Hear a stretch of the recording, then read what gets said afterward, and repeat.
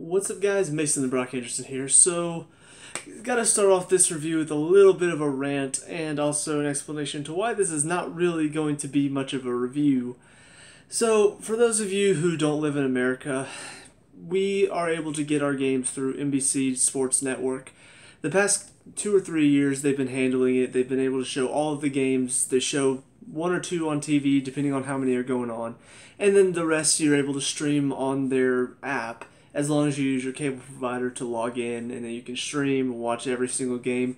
It's been working very well, and it's a nice little way, whereas in the past, Fox Sports would show every game, just sometimes you'd have to wait until later to watch the game. They'd show every game eventually. This is like, you're able to watch every single game live. Just sometimes if it's not on TV, you have to log on to your tablet or your phone or your laptop or something. You have to log on and watch it there. That's been fine. It's been working out great. This year, for whatever reason, they added in this little, oh, you have to pay $50 now to watch all these games that are not on TV. And so I started off the season thinking, oh, well, that's crap. What if a Chelsea game is on there? Today, for whatever reason, you've got 4 games, or no, was it 5 games on? Yeah, 5 games on at 10 o'clock. So, obviously, the 3 that are going to be fighting for that spot are Tottenham versus Everton at Everton, good solid game. Chelsea versus Leicester at Leicester, good solid game. Or Arsenal versus Bournemouth at Arsenal. So you've got Conte and Drinkwater. Drinkwater's at his new club, about to return to his old club for the first game at his new club. You got that little side story going on. You've got Hazard possibly returning from injury for his first game going on. You've got the former champions facing the current champions going on. But you go with Arsenal versus Bournemouth. A team that is supposed to be in the top 6 but has started off terribly versus a team who made some good signings but they haven't clicked yet, and so they've started off terribly. And it turned into a boring crap fest where Arsenal pretty much was not tested at all and easy 3-0 win. Whereas at the Chelsea-Leicester game, they had to battle. Leicester managed to get one back, and it was fairly close near the end of the game, even if the performance didn't really show that. That's a problem. I understand there are going to be some games that are going to end up on the app. I really don't like the fact that you have to pay to watch these games now. But my biggest frustration today was the fact that Arsenal-Bournemouth somehow beat out the importance of Leicester versus Chelsea. Obviously, as a Chelsea fan, I'm pissed that I have to pay to watch, which I did not. But how is that a bigger game? I get the whole, oh, Arsene Wenger, maybe he's going to leave. Maybe this is finally his last year. But they're facing Bournemouth. Bournemouth haven't done anything so far this season. How is this an exciting game compared to former champions versus current champions? I don't understand that decision at all. And I'm assuming probably there are a lot of Chelsea fans in America that probably did pay the $50. I don't have the $50. I'm normally, whenever I streamed using the cable provider, I use my dad's cable provider. Normally we're watching the games together and stuff. So pretty much it's on him if he wants to watch it or not, if he wants to pay the $50. I don't have the money to because I'm broke and I need any sort of money that I get. I need it to pay off other things. And so it comes down to him, and he's not going to pay the $50 because this could be one of maybe 2 Chelsea games that are going to be on there. He's not going to pay $50 to watch 2 Chelsea games. So basically, what we had to do, we already have a monthly subscription to Chelsea TV. I'd much rather pay Chelsea's website than pay NBCSN to watch games. But, you pay that, you get to watch Chelsea TV, which has all of the development squad games, all of the U18 games, and even some of the Premier League games. Unfortunately, the replay of the Premier League game doesn't happen until tomorrow. So there was a possibility I could wait till tomorrow, maybe just stay away from all sort of scores, stay away from anything that happened, and then watch it tomorrow on the Chelsea TV. But Atlanta United has their first home game tomorrow in the new stadium. There's a good chance I probably wasn't going to be able to watch it tomorrow live on the replay. So we watched the live commentary. It's just 3 guys who I guess they're kind of the commentary team for Chelsea or something. I don't really know who these guys were, Maybe they're former Chelsea players, and I just don't know enough about the past Chelsea. But yeah, they watch the game. They give some of their commentary on it. They kind of describe what's going on while they're watching, and then sort of talk about their analysis of stuff. So a lot of this is secondhand what I'm saying and what I've heard today. But I also did watch the highlights and did catch the goals, caught a lot of our chances. So like I said, it's not going to be a great review for me. It's probably going to be a lot shorter because a lot of this is just from what I heard today. But anyway, let's get into it. The first thing I can talk about that I can analyze is the starting lineup. Willian gets dropped to the bench today, which kind of makes sense. He had games for Brazil in the international break, so I don't mind seeing him, given a break. So instead of, giving Hazard a start, we're still resting him, wanted to give him a sub appearance rather than a starting appearance, which makes sense as well. But you go same back three as we've had that have been doing really well, and once again, I have to wonder, with all these pretty good performances from our back line, is Rudiger going to keep Cahill out of the starting lineup? In my opinion, I think he should. So far, everything that I've seen from Rudiger has been really good quality performances, and Cahill's had his hiccups and his mistakes that really have hurt us in the past. And while most of them are not game-hurting decisions, the red card, I blame more on the referee, he has those moments where you feel like we can start a counterattack, you feel like we can get going, but then he tries to do too much on the ball, and now the chance to counterattack is gone. So, I don't know, I've just seen more from Rudiger than I have from Cahill in the past, and I would like to see him continue to start over Cahill, even when Cahill's back now from the red card. But so Rudiger, David Luiz, and Azpilicueta. Again, Alonso and Moses on the wing backs. Another good decision. Kanté and Bakayoko start with Fabregas further up the field. We did see this a few times last year where it was Kanté and Matic and then Fabregas up the field. I don't mind it as much, but I think this works a lot better when you've got Hazard up there instead of Pedro. Because the thing about Pedro is, while he does have some good moments, a lot of his work is kind of selfish. And so if you're up there alone with the striker, you're not going to get a whole lot of stuff done. If you're trying to do it all on your own. Whereas when Hazard's up there, or whenever he's playing alongside Hazard or Willian, he tends to have a lot more room to maneuver because the defense has opened up a lot more. But when it's just the two of them up there, because typically Fabregas drops in and becomes a third midfielder, Pedro's not the one you want up there because he doesn't have the space to maneuver like he wants. He doesn't have the time to sort of pull off the little fancy flicks and tricks that he wants to try. So I don't know, it just doesn't really work out whenever it's Pedro alone up there with the striker. But Morata obviously starts up top because he's been showing good quality and continues to get the starting because of it. So that was it for the starting lineup. Not a bad lineup, in my opinion, probably the best, taking into account the international break, taking into account the fact that Hazard probably not fully fit yet. So get into the game, some of the subs that happened. One was forced. Moses sounds like he kind of got hit in a challenge. Never really found out exactly what happened. They were saying it looked like a head-to-head collision, and all of a sudden they're like, oh wait, never mind. He looks like he just got hit in the stomach and maybe just winded. But they said he was holding his ribs. And so David Zappacosta got his first appearance today for us. From what I saw in the highlights, he had a couple of chances, had a couple moments where he did some pretty good stuff with the ball. They were talking about how last year in Serie A he was second on assists only to Alexandro as far as the fullbacks are concerned. So yeah, I do find that very interesting. I think that that's a good sign for us that we managed to pick up somebody who can assist from those wingback roles, because that's what you want to see out of your wingbacks. You want to see them get down the line and get a good cross in. A couple of the other subs that happened, Willian came on for Pedro. It was bound to happen because from what I heard, Pedro is in his typical Pedro mood where he's not really, things aren't coming off for him. His passes aren't really working. And then on top of that, he wasn't scoring either. And if you guys have watched my reviews before, you would know, typically I get frustrated with Pedro because of that. But in most games he scores despite those mistakes. And so I can kind of say, okay, well, at least he scored. But then there's some games where he does all of this, he gets frustrating, he's not involved, he's giving away passes, and then he also doesn't score. And so all of that seems like, why was he out there in the first place? So it sounded like that was the type of game he was having, so Willian coming on makes sense. And the last one was Hazard comes on for Fabregas. At that point in the game, it sounded like Leicester had some momentum because they had just gotten a goal back.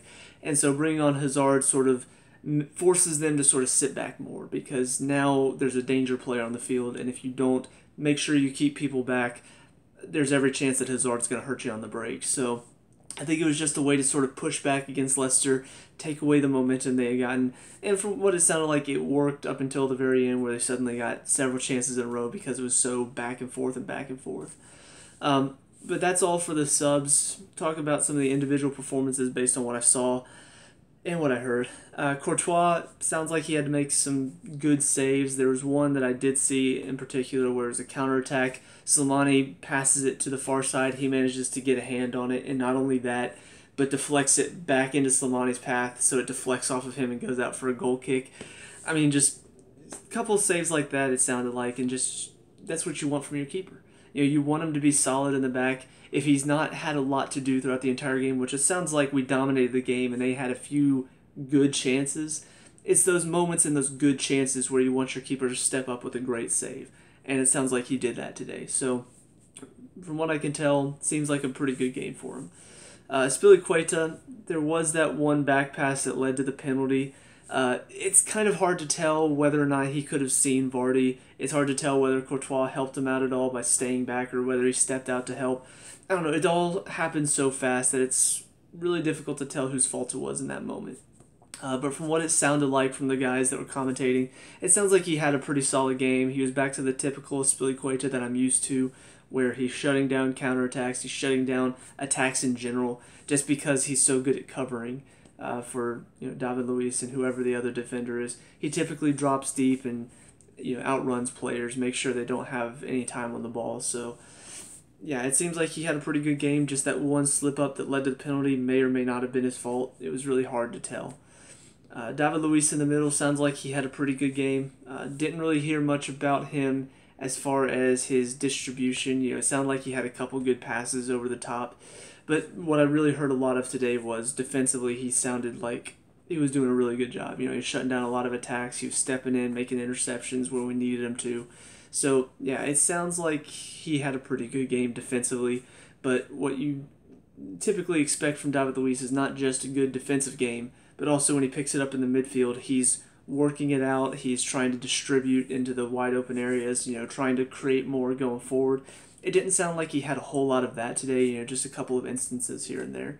But I'd rather have him have a great defensive game and no attacking game at all than have a great attacking game, but defensively he just lost it. So Rudiger, like I said, I've been impressed with him so far. I think at this point he keeps Cahill out of the team, but today, from what I could tell, it sounds like he had another good game.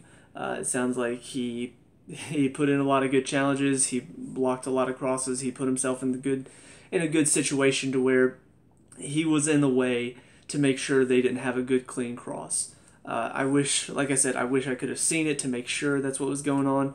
But from what the guys commentating were saying, it sounds like he was constantly putting himself in the way. I really heard his name a lot whenever we were on the defense. So good to hear that he's continually showing that ability.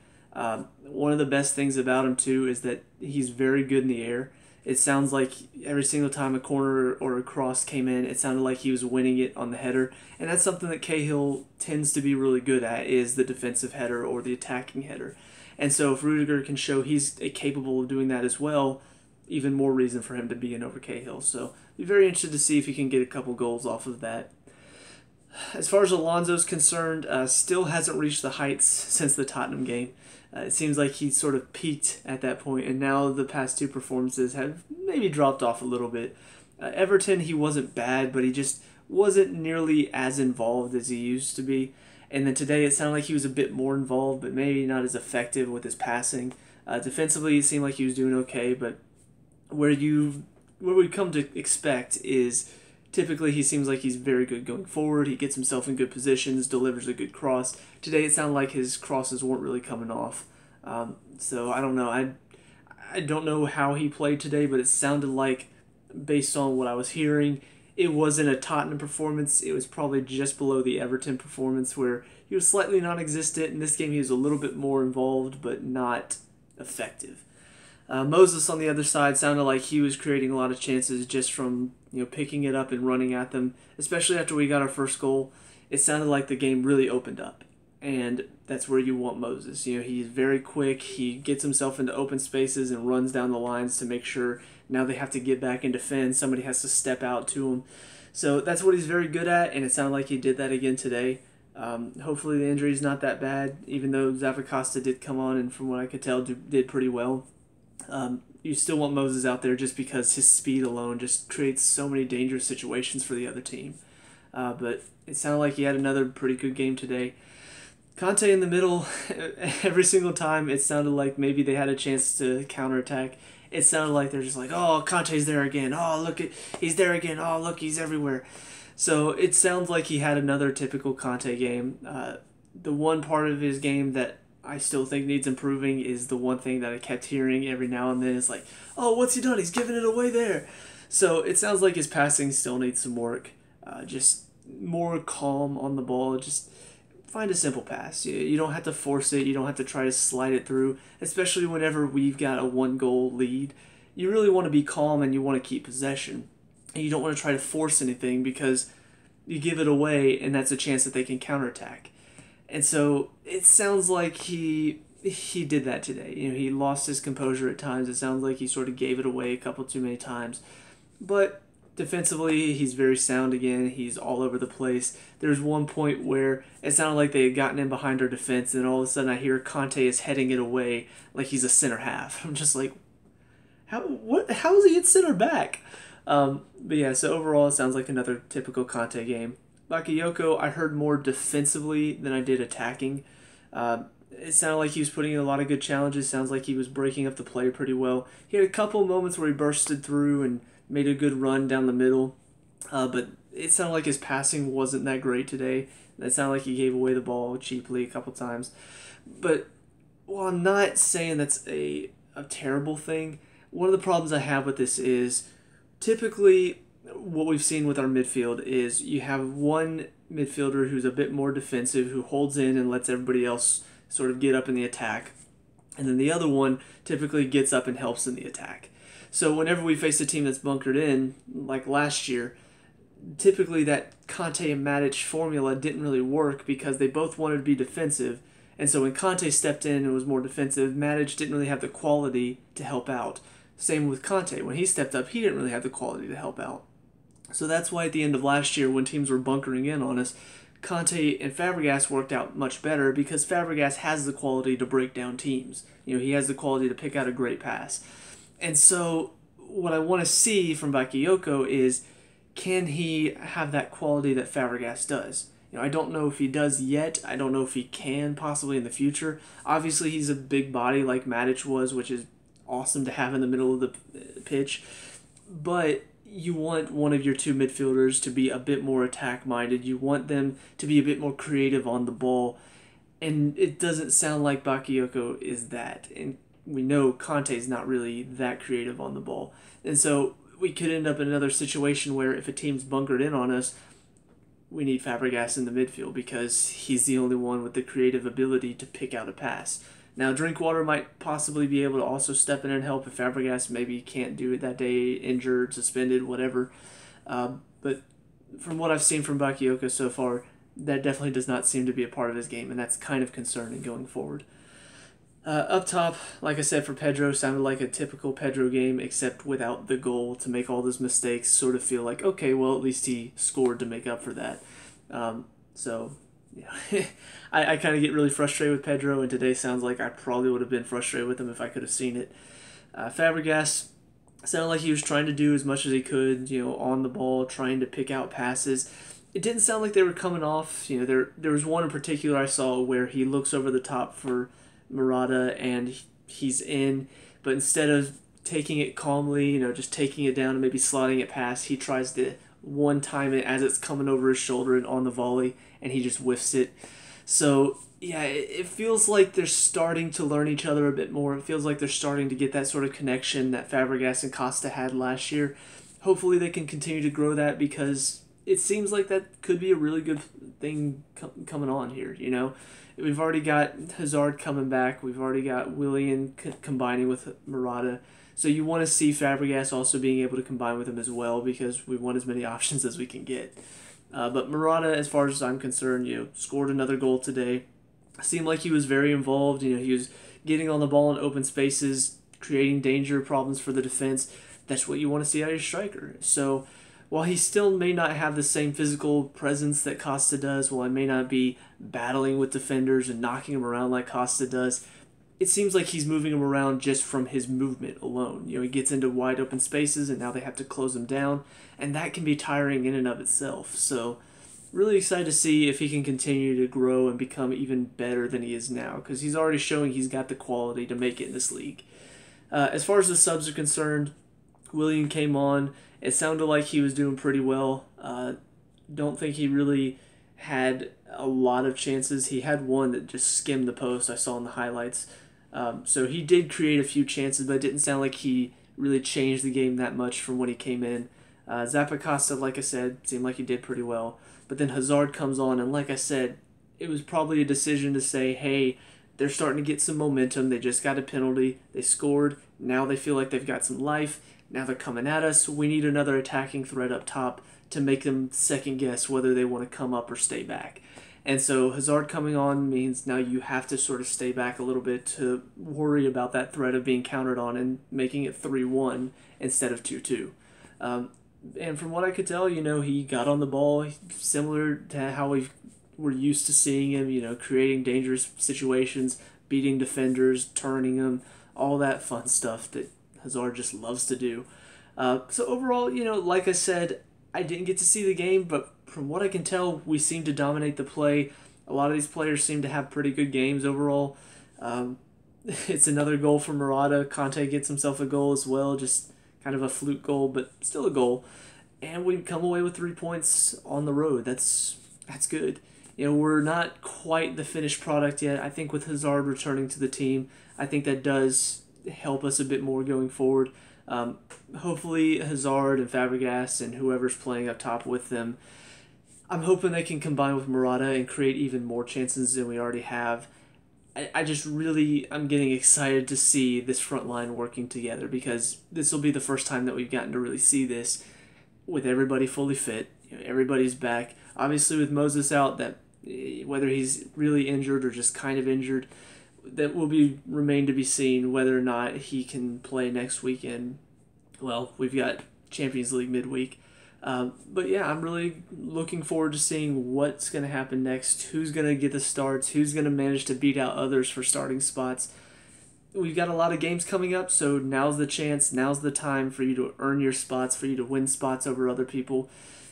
I'm excited. We've got some competition for some places. I'm looking forward to seeing what's going to happen next. So let me know what you guys think down in the comment section below. First of all, if you're American, did you pay the $50? What are your thoughts on NBCSN? Aside from that, what are your thoughts on the game today? Who's your man of the match? Let me know. We can talk about and discuss all that good stuff. Leave a like and subscribe for future Chelsea reviews. I'll see you guys in the next game. Peace out.